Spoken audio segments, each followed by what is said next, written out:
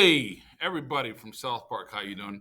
Anderson here, updating you on February the 28th, updating everybody on our notes and where we're standing. Hello, moms and dads and grandmas and grandpas. How's everybody doing?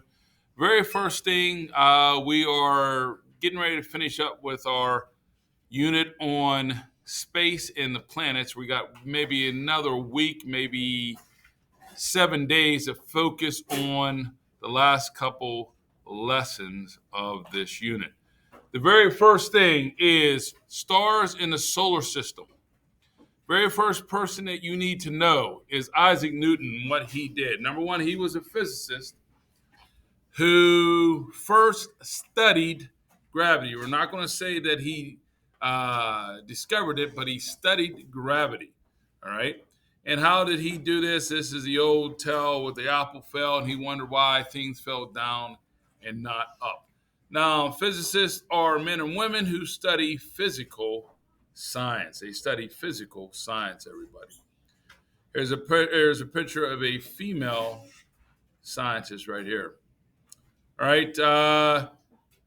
Isaac Newton began the study of gravity. We talked about that in detail and in theory. Next thing is force. Force is any motion that changes the direction of an object. Let me get this a little bit smaller so it's easier for me to read. Force is anything that changes, any motion that changes the direction of an object. Now, there's a couple types of forces.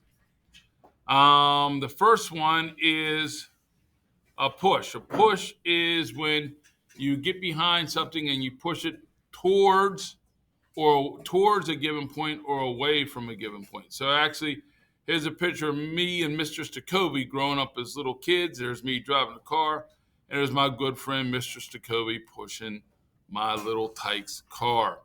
Next thing you know, we have is a pull. This is a basic force causing movement objects towards a given point. Excellent example of this is tug of war. Maybe you can use a tow truck, or you push a door or pull a door open. So this is an example of pull. Another type of movement or force is called thrust, which is an extremely strong push. And the easiest way to think about that is how a fighter jet has a tremendous amount of thrust that pushes it forward. Friction, this is when you have two objects that are rubbing against each other. In this case, you have the rubber tires of the car doing donuts against the parking lot or the road. You can also say rubbing your hands together. That is friction.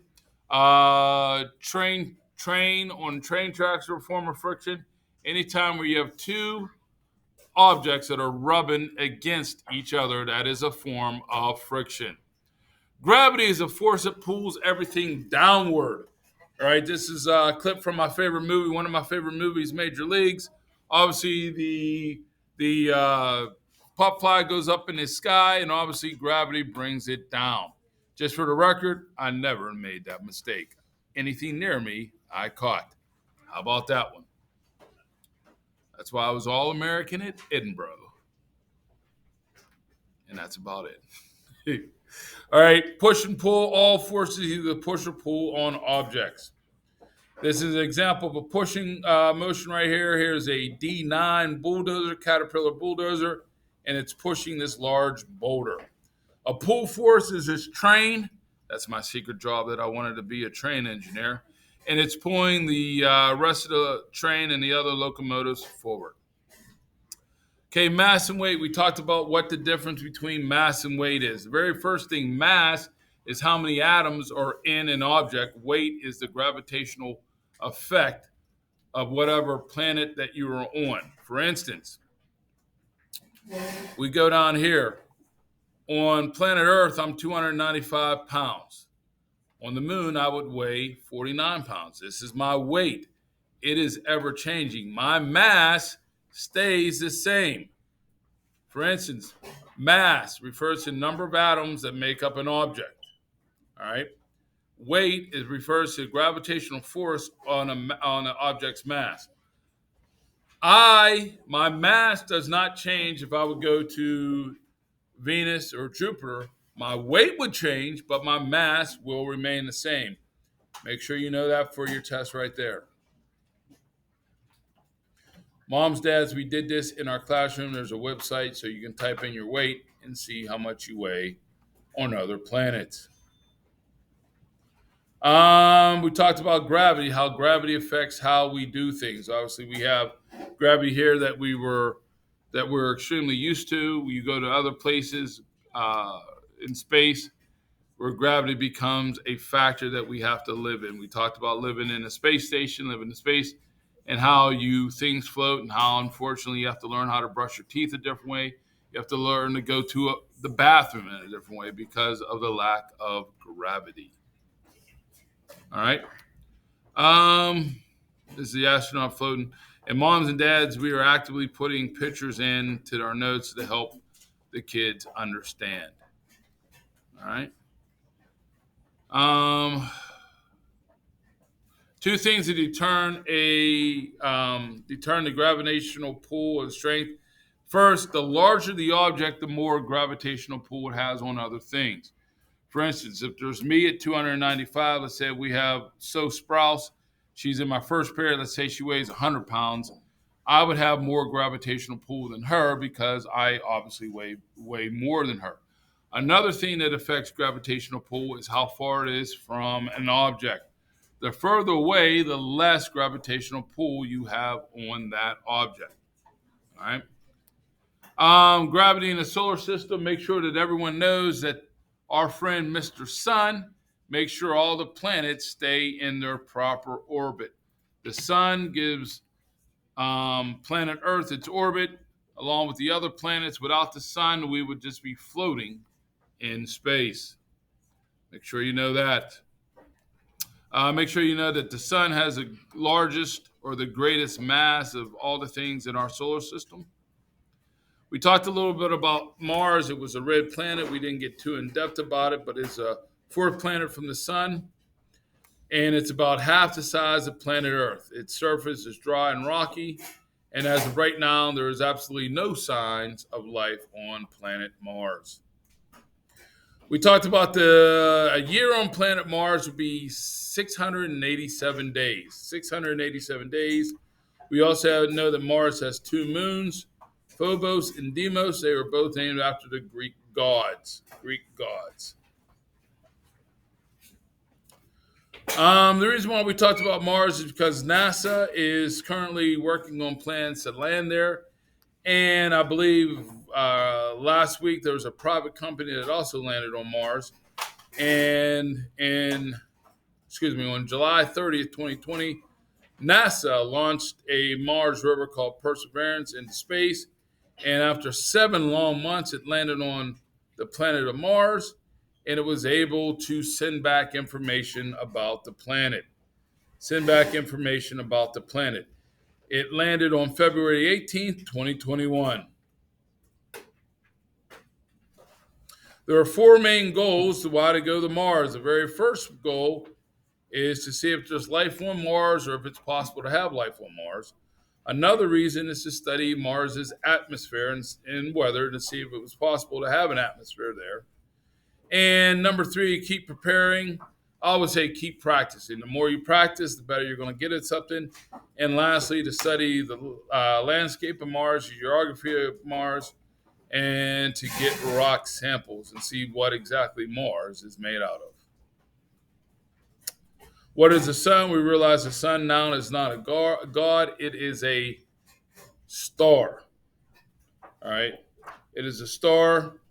And a lot of people miss this on the test. Every day the sun appears to travel across the sky. The sun rises and sets in our sky every day. A lot of people miss that on the test. I don't get that one. A couple pictures of the star. Here's the sun right here. This is the sun coming over to the University of Pittsburgh. Here's the cathedral learning here. And this is sunset. And that's the Ohio River going down the Ohio River there. The Vikings believed that their god was named Sol. She was actually a goddess.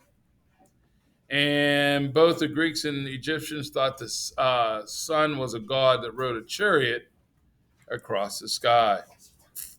Why do stars shine? Number one, astronomers, those are people who study space, determine that all stars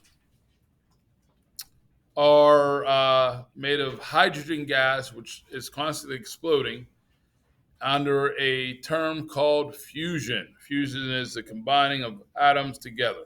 So you would have hydrogen, you would slam those together, you would produce helium, which would be causing an explosion. And make sure you know that right here. We talked about the Hindenburg, how it was filled with helium and hydrogen, and exploded very quickly. And it was a tremendous explosion there. Solar flares, we looked at solar flares, and these are commonly known as the aurora borealis, and how they interact with the Earth's magnetic field, and that's how we get those pretty colors in the sky because of solar flares. Moms and dads, if your cell phone was acting up last week on Thursday, it was because of a solar flare storm that messed up our cell phone connections. We talked that solar flares, sometimes they release large amounts of energy, and this energy can affect the atmosphere of planet Earth and also mess up electronic communications, whether it be your cell phone, the internet. It can do a lot of hazard and create just a lot of problems, let's just say. All right, and these are aurora borealis. We talked about these. We actually watched a movie on Wednesday on the aurora borealis. If you go on the internet, type in northern skies red, there's like a 25, 30-minute video, and we discuss what they were and how they were interacting. They get their colors because they interact with the Earth's magnetic field. And that's where we are right now. Oh, and if you want to see the northern lights, you're going to have to go to the northern parts of the United States, Maine, Vermont, New Hampshire, North, South Dakota, Montana. I was lucky enough to see them, and Maine last summer. Every now and then you can see them up around the area, up around Slippery Rock. All right. And this is where we're going to stop for today. Make sure that you're studying your notes. Make sure you're keeping up so the day the test is coming, you're not studying at night.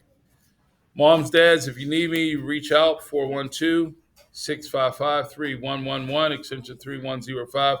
Make sure you're getting those supplies, the empty peanut butter jars and the empty 2-liter bottles, Pepsi or Coke for bottle rockets, and the wooden popsicle sticks. Hey, if you need me, give me a call as always, right here. Go Eagles. Bye-bye.